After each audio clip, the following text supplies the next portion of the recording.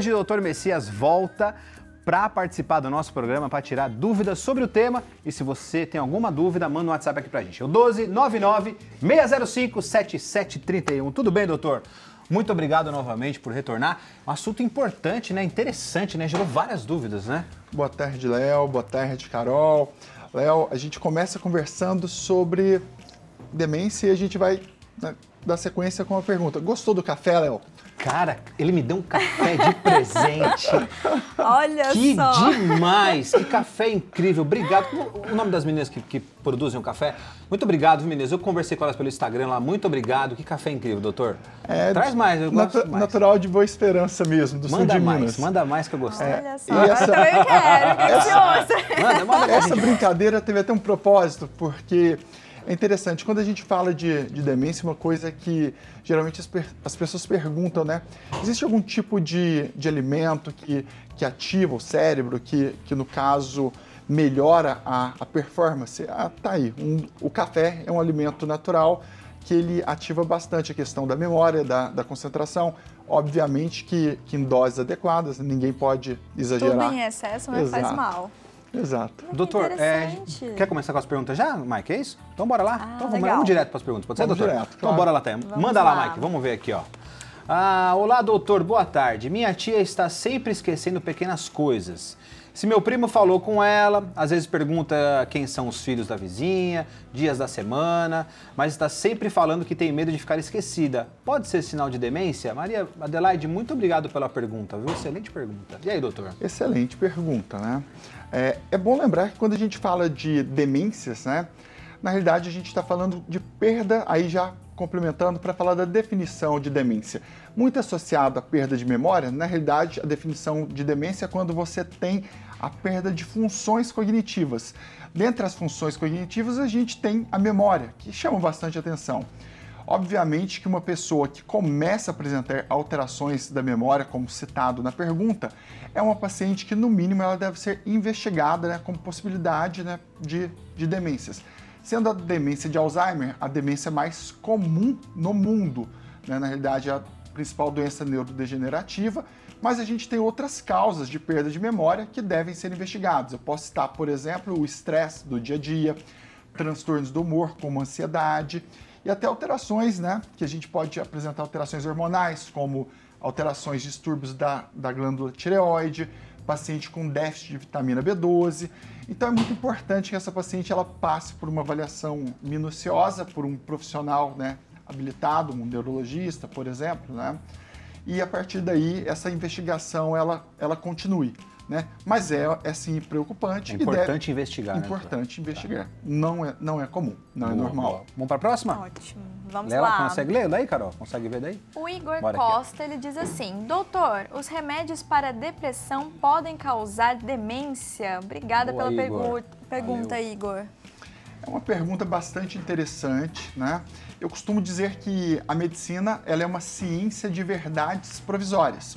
De repente, o que a gente está conversando aqui hoje, a gente tem uma verdade e com o passar dos anos a gente chega, né, a outras situações. Inclusive o café. O quanto o café mudou, né? Era mal, virou bom, Sim. virou mal, virou bom. Realmente São as coisas estudos, mudam bastante, né? né? As atualizações. Quando se diz de mais. alimentação, então, isso é ainda mais dinâmico. Na realidade, os antidepressivos, a gente não tem nenhum estudo que corrobora, que fala a favor que eles causam demência, tá certo? Existem algumas classes de medicamentos, como os benzodiazepínicos, medicamentos muito comuns, tá, do dia a dia, como, por exemplo, quem não conhece uma pessoa que faz uso do diazepam, clonazepam, ou popular Rivotril, né? Que tem, sim, estudos que tentam correlacionar com a perda de memória. Tanto é que são medicações que elas devem ser usadas por um período curto de tempo, tá? E não de maneira contínua, é muito importante deixar isso claro.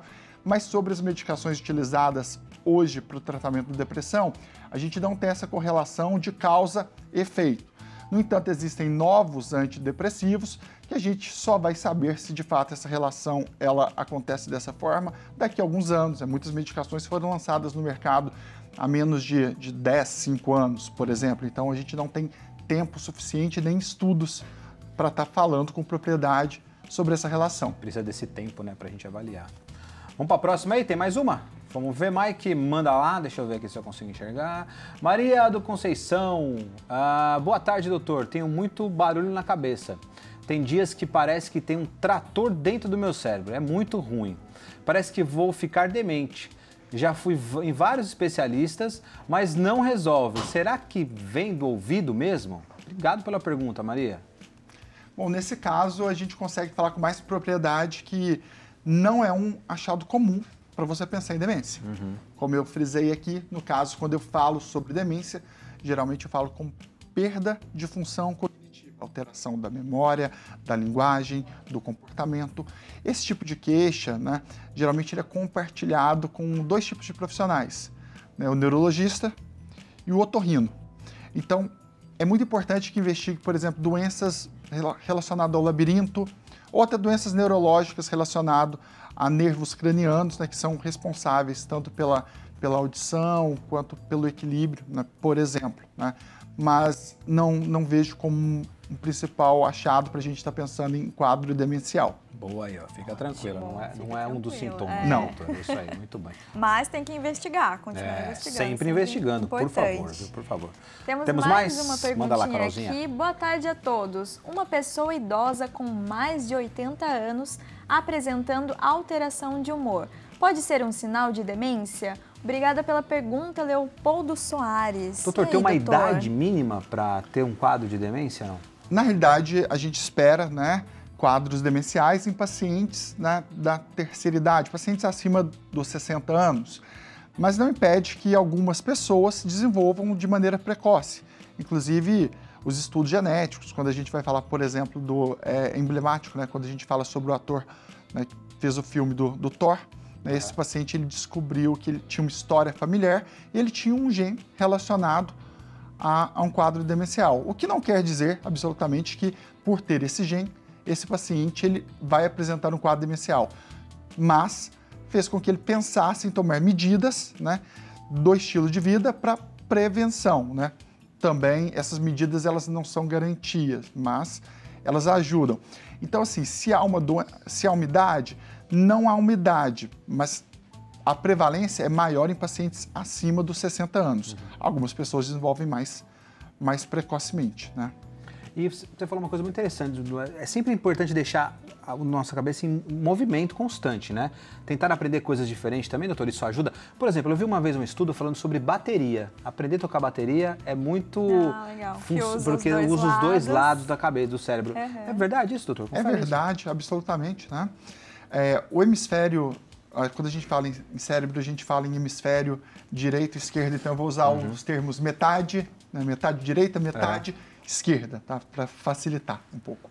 Geralmente o hemisfério da linguagem, que é o que a gente chama de hemisfério dominante, é o hemisfério cerebral esquerdo, independente de você ser destro ou de você ser canhoto. Tá? Quando você está praticando muitos instrumentos musicais, você realmente acaba ativando esses dois hemisférios. E sim, né?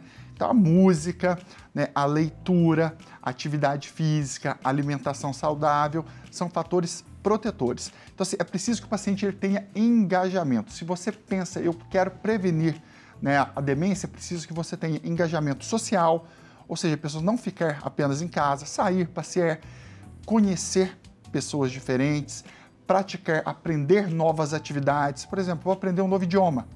Isso é um fator de proteção. Vou aprender a tocar um instrumento. Nunca toquei nada. Eu vou aprender a tocar violão. Fator de proteção. Atividade física. Então, porque todo mundo sempre pensa em medicações e, na realidade, as coisas mais simples e mais fáceis de serem feitas, né, que são do cotidiano, que são os fatores protetores, quando a gente pode falar em prevenção de quadros demenciais, esses são os principais fatores que a gente... Coisas que a gente pode fazer durante a nossa vida, né? Durante a nossa vida. Não precisa esperar lá na frente, numa certa idade, não. A gente pode já começar desde criança e tudo mais para fazer, para prevenir. Quanto mais atividades novas, mais sinapses. Sinapses nada mais são do que ligações entre neurônios. Quanto mais ligações você faz, você está prevenindo a chance de você estar evoluindo com quadros demenciais. Olha que demais, coisa simples também de ser feita, né, para se prevenir, né? Muito legal, muito bacana. Ótimo. E agora, doutor, a gente vai assistir um depoimento aqui do João César Berton, que ele é um dos pacientes aqui do doutor Messias Eduardo. Vamos conferir. Comecei com um problema de desequilíbrio nas pernas, faltava força, até achei que fosse problema de fisioterapia, porque precisava aumentar o tônus muscular. Só que evoluía, mas não evoluía, parava um determinado momento. Até que um profissional lá da clínica, né, detectou e falou: olha, Sr. João, acho que tem alguma coisa a mais aí, talvez fosse labirintite. E aí eu fui fazer todos os exames relacionados à labirintite, todos. E nada relevante foi detectado. Até que eu falei, bom, vou fazer um tratamento com neuro agora. E aí, como a minha filha já ia no doutor José Antônio e doutor Messias, eu falei, então vou neles e vamos começar o tratamento. Aí ele indicou um único exame, cistenografia, que foi logo de bate-pronto e detectou que eu estava com uma dificuldade na drenagem do líquor intercefálico, entendeu? E aí a gente começou a fazer, no primeiro já detectou, e eu estava começando a ter incontinência urinária e começando o desequilíbrio a aumentar. E aí foi quando decidiram, e um comum acordo, que deveria fazer uma implantação de uma válvula para fazer a drenagem desse ventrículo. Muito interessante, né? Ele falou nesse último passo da drenagem. Teve que colocar uma válvula no cérebro para fazer uma drenagem, é isso mesmo? Perfeito. O João é um paciente exemplar, né? É uma pessoa exemplar. Eu costumo dizer que quando a gente vai falar em tratamento dentro da medicina, a gente precisa dessa união do médico com o paciente, que o paciente ele tem que ser tratado, mas ele tem que se tratar. Né? De nada adianta você tratar, né, o paciente que ele não quer fazer a parte dele. O paciente tem um papel muito importante, né? E ele foi exemplar na reabilitação.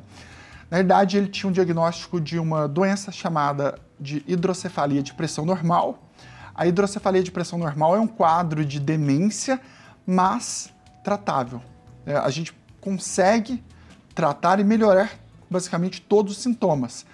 É um acúmulo de líquido cerebral, né? E gera alteração da marcha. O paciente pode ter alterações urinárias, por exemplo, perda de urina, e alterações de memória, confusão mental. Então a gente fez uma cirurgia chamada derivação, né, ventrículo peritoneal.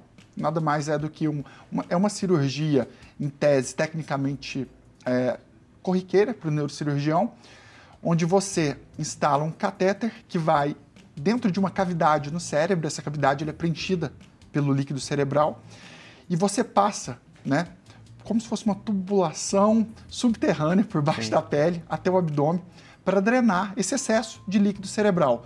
Quando você drena esse excesso, né, basta que você drene esse excesso, os sintomas melhoram. Daí a importância do reconhecimento dessa doença o quão mais cedo possível, porque tem tratamento e a melhora e restabelecimento da vida normal do paciente pré-cirurgia em boa parte dos casos.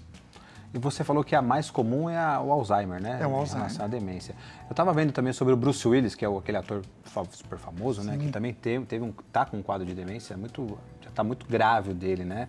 Eu estava vendo que a esposa começou a identificar da questão financeira. Começou a se atrapalhar um pouco na questão financeira, que ele nunca era atrapalhado nesse caso. Começou a se atrapalhar e começaram a se preocupar com isso. Isso também faz parte da memória, né? De perder a memória, né? Faz parte. E imagine que uma pessoa que ela tem um padrão de comportamento e essa pessoa ela muda esse padrão, né? Ela vai mudando esse padrão, em alguns casos abruptamente, a depender do tipo de doença. Na doença de Alzheimer, ela é um pouco mais lenta, na maioria das vezes é um pouco mais arrastado. Mas quem convive no dia a dia sabe que determinados detalhes não aconteceriam, né? E o caso dele foi esse, talvez um caso um dos mais conhecidos do mundo do Bruce Willis, né? E de fato, é o familiar que, geralmente, quando o paciente ele procura o atendimento médico, nunca é por conta do paciente. Sim. É geralmente de quem convive que nota alguma alteração no comportamento, alguma alteração na memória, é um paciente que passa a fazer coisas que não eram corriqueiras, habituais. São mudanças sutis, que, se diagnosticado, o quão antes diagnosticado, maior é a chance desse paciente responder melhor ao tratamento e da gente, infelizmente, a gente não tem uma cura para a doença, mas a gente tem hoje tratamentos que retardam a evolução. Então, eu estou dizendo que é uma doença que ela progride, mas ela pode progredir mais lentamente. Né? Perfeito, perfeito. Então é doutor. importante Muito obrigado, a viu? família ficar de olho também. Com certeza, ficar atenta com tudo ali. Doutor, muito obrigado, viu? Como sempre, muito didático, muito incrível. E não volte sem o café, por favor. Ó, vou passar os contatos do doutor aqui, ó. @Dr. Messias Neuro, tá o Instagram dele. Tem o site também, drmessiasneuro.com.br. É isso, Carol. É isso, obrigada, doutor. Olha, Seja doutor, sempre brigadão, viu? bem-vindo aqui. Satisfação enorme. Prazerzão.